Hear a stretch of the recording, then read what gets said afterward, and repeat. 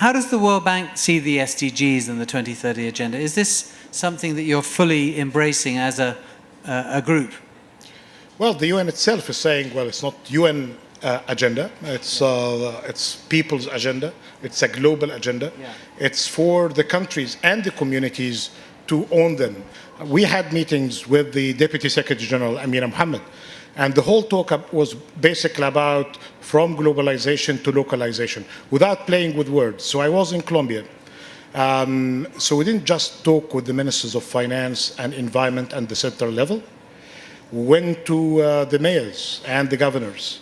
And we didn't just talk to the leaders as mayors and governors, but we went to the communities. The bank issued recently a new strategy for gender, when gender is about women and men, balanced life and equity. And it's basically about better engagement with leaders, women leaders.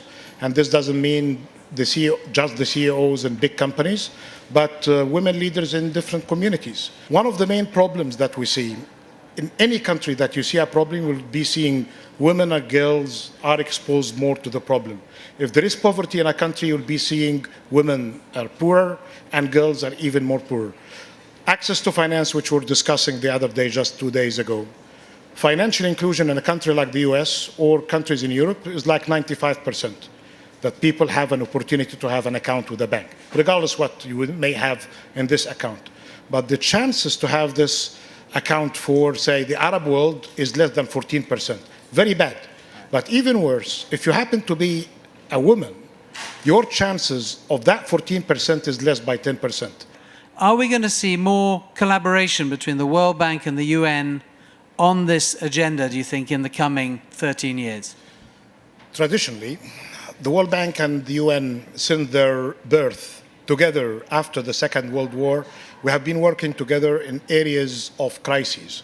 You find our people and the UN personnel and staff working in disasters, disaster risk management. But what's new, that we're working more today in dealing with the root causes of poverty in areas related to prevention. We're continuing the old work. We have more than ever before programs and financing for issues like famine, problems related to refugees and forced migration, but we have as well joint work with the different units and departments of the UN system to support countries, communities, and the cities as well to embrace the SDGs agenda and to implement them.